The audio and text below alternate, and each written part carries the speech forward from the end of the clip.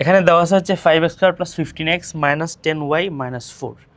প্রথমে আমরা যে ব্যাপারটা খেয়াল করব সেটা হচ্ছে x এবং y এর সর্বোচ্চ ঘাত কত।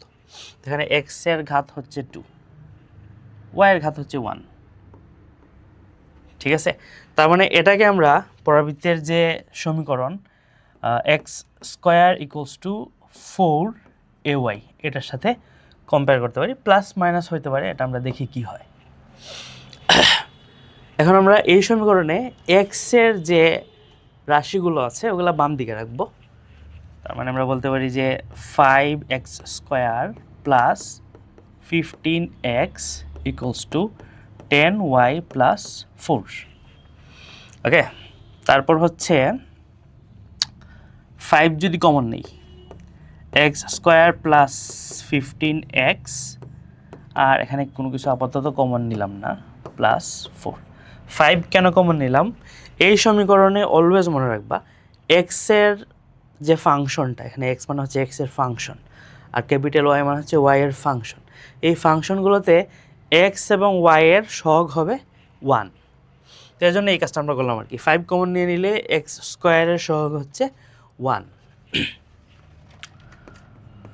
তো এটাকে x² আকারে লিখতে গেলে এই পুরো ফাংশনটাকে আমরা কি করতে পারি, 5x², এটা 15 না, এটা 3 হয়ে যাবে, x² + 3x, ওকে, প্লাস 2 × 3/2 × x লিখলে কিন্তু আমরা 3xই পাই আলটিমেটলি, সো এভাবে লেখা যায়, প্লাস 3/2 স্কোয়ার, এটা সেকেন্ড ব্র্যাকেট দিলাম, ইকুয়ালস টু হচ্ছে 10y + 4। তো এখানে দেখো আমরা 3/2 স্কোয়ার বা 9/4 × 5, 9/4 × 5 খেয়াল করবো, আমরা অনেক সময় এই 5টাকে খেয়াল করি না। তো এই অংশটা আমরা অতিরিক্ত লিখছি বাম পাশে, তাহলে সেম জিনিসটাই আমরা ডান পাশে যোগ করব, মানে 5 × 9/4। তারপর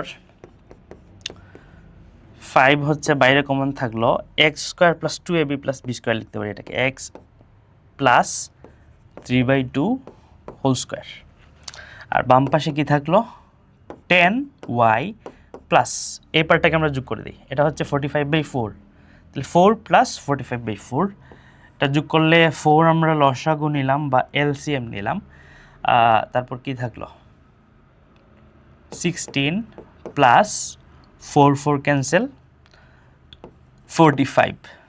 ওকে, তার মানে হচ্ছে 61 উপরে নিচে 4, এখানে আমরা লিখে ফেলি আলাদা 61/4।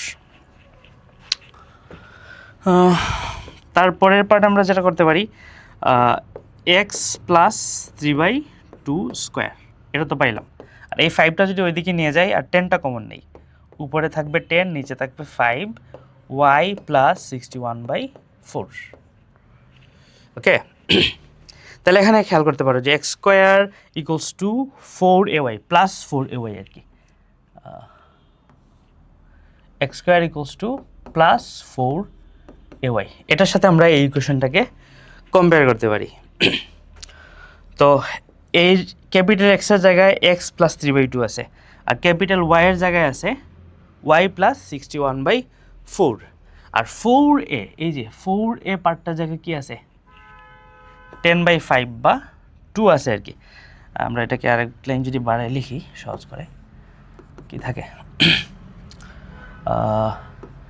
x + 3/2 square = 2 × y + 61/4। ওকে, তাহলে 4a এর জায়গায় কি আছে 2 আছে, এখান থেকে আমরা a এর মান বাইর করতে পারি হাফ। এটা কিন্তু খুব ইম্পর্টেন্ট, a এর মানটা আমাদের বারবার লাগবে। এখানে যে 3টা জিনিস আমাদের খুব বেশি লাগবে, প্রত্যেকটা জিনিস প্রায় বাইর করতে লাগবে, সেটা হচ্ছে 1 নম্বর a = হাফ, এটা। সেকেন্ড হচ্ছে x এর মান যে x + 3/2 এটা, আর ক্যাপিটাল y মানে হচ্ছে y + 61/4 এটা। মানে যত জায়গায় আমরা x বা ভুজ ব্যবহার করব আর y বা কোটি ব্যবহার করব, সব জায়গায় আমরা x এর মান এটা লিখব, y এর মান এটা লিখব, আর এর মান তো হাফ, সব জায়গায় সেম থাকবে। ওকে, তার মানে এই পার্টটা আমরা রাখি, বাকিটা আপাতত কেটে দিই। ওকে, এখন আমরা বাইর করব হচ্ছে শীর্ষবিন্দু। পরাবৃত্তের শীর্ষবিন্দু কি আমরা জানি? পরাবৃত্তের শীর্ষবিন্দু হচ্ছে 0 0। এটা হচ্ছে আইডিয়াল ফরম্যাটে যখন পরাবৃত্ত থাকবে, মানে এক্স এর জায়গায় এক্সই থাকবে, ওয়াই এর জায়গায় ওয়াই থাকবে, তখন হচ্ছে শীর্ষবিন্দু 0 0। তো এক্স এর জায়গায় তো এখন ক্যাপিটাল এক্স আছে, এবং ক্যাপিটাল এক্স মানে হচ্ছে এক্স প্লাস 3/2, এবং এক্স প্লাস 3/2 মানে হচ্ছে 0। এই যে এখানে পাইলাম আমরা, তার মানে এটাই কোশ্চেন আমরা কি বলতে পারি? 0 বলতে পারি। সো এখান থেকে আমরা পাই 2x প্লাস 3 ইকুয়ালস টু 0। এটা হচ্ছে আমাদের আচ্ছা, এখান থেকে ইকুয়েশন বাইর করতে বলে নেই, এখানে বাইর করতে বলছে হচ্ছে এক্স এর মান। তার মানে হচ্ছে x plus 3/2 equals to 0, x equals to minus 3/2। এটা হচ্ছে শীর্ষবিন্দুর ভুজ বা এক্স এর মান। তো এক্স এর মান আমরা লিখে ফেলি এই জায়গায়, এক্স এর মান হচ্ছে মাইনাস 3/2। ওকে, তো ওয়াই এর মানটা এখন আমাদের বাই করতে হবে। ওয়াই এর মানটা কি লিখতে পারি? ওয়াই ইকুয়ালস টু হচ্ছে ওয়াই প্লাস 61/4, আর এখানে শীর্ষবিন্দুতে ওয়াই এর মান 0। তার মানে আমরা লিখতে পারি capital Y equals to 0। Capital Y মানে হচ্ছে ওয়াই প্লাস 61/4, সেটা ইকুয়ালস টু 0। তার মানে ওয়াই ইকুয়ালস টু মাইনাস 61/4। এটা হচ্ছে শীর্ষবিন্দুর কুটি বা ওয়াই এর মান মাইনাস 61/4। ওকে, তো শীর্ষবিন্দু বাইর হইল। একইভাবে আমরা উপকেন্দ্র বাইর করব।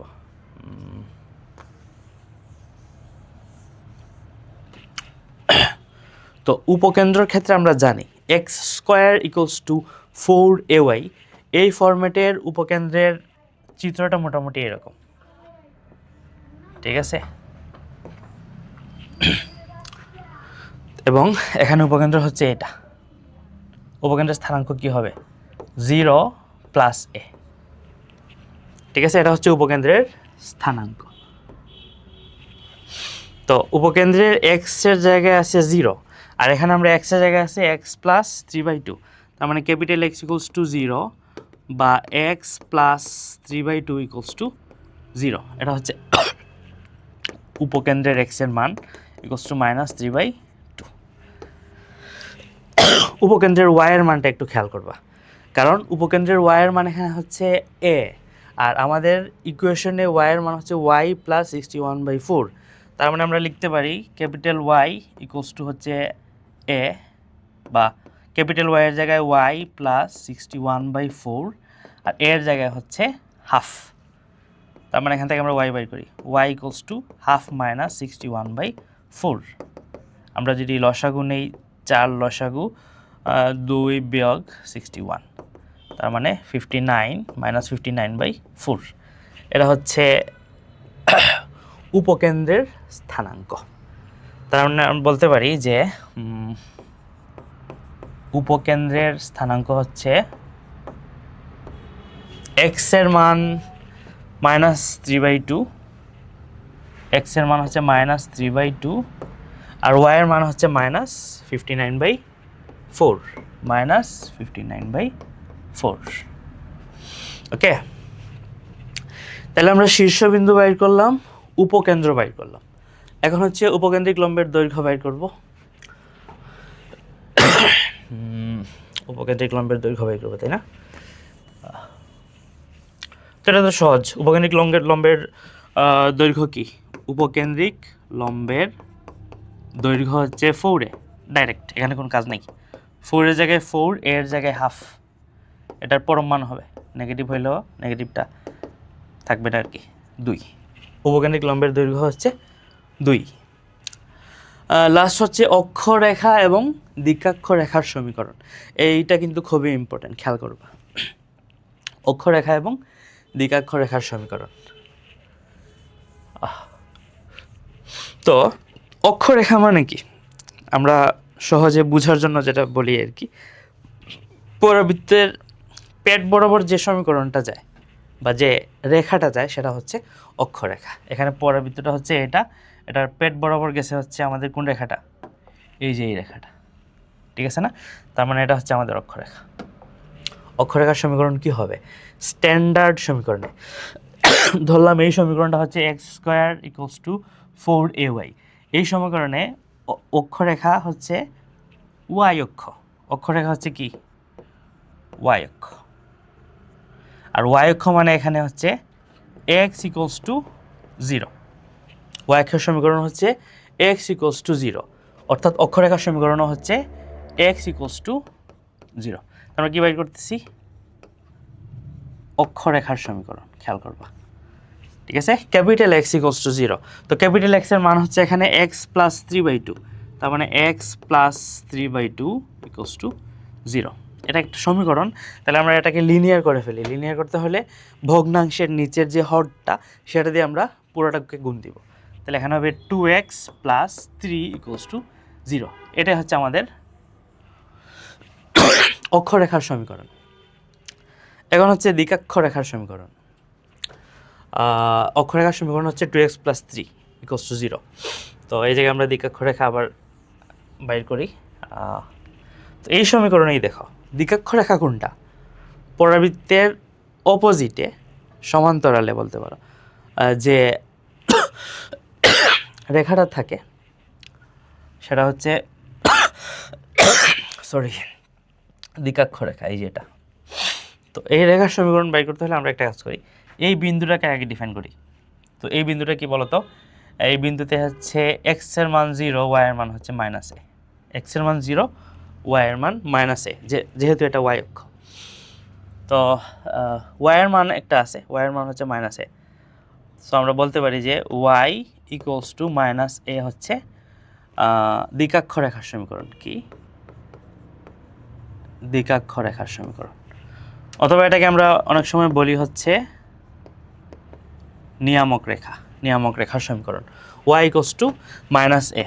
তো y এর জায়গায় কি আছে? y + 61/4, y + 61/4 = -a। এ মানে হচ্ছে আমরা একটু আগে বাইর করছিলাম হাফ। তো এটাকে লিনিয়ার করলে কি হয়? আমরা 4 দিয়ে গুণ করতে পারি। 4y + 61 = 4 দিয়ে যেহেতু গুণ করছি সেটা হবে -2। তার মানে 4y + 2 হয়ে যাবে +63 = 0। তো 4y + 63 = 0 হচ্ছে দ্বিকাক্ষরেখার সমীকরণ। তার মানে কিন্তু আমরা এই পরাবৃত্তের শীর্ষবিন্দু বাইর করলাম, উপকেন্দ্র বাইর করলাম, উপকেন্দ্রিক লম্বের দৈর্ঘ্য বাইর করলাম, অক্ষরেখা, দ্বিকাক্ষরেখা সব কিছুই বাইর করছি। তো একটা ম্যাথ যদি আমরা ভালো মতো বুঝতে পারি তাহলে এই পরাবৃত্ত চ্যাপ্টারের খুব বেশিও যদি না বলি 30% মতো ম্যাথ কাভার হয়ে গেছে। কিন্তু আলটিমেটলি একটা পরাবৃত্তের সমীকরণ দেওয়া থাকবে, এখান থেকে পরাবৃত্তের যে কম্পোনেন্টগুলো সেগুলো বাইর করতে হইতে পারে, অথবা কোনো একটা কম্পোনেন্ট বা 2-3টা কম্পোনেন্ট দেওয়া থাকবে সেটা থেকে পরাবৃত্তের সমীকরণ বাইর করতে হইতে পারে। তো এই 2-3টা টাইপের বাইরে আসলে কিন্তু তেমন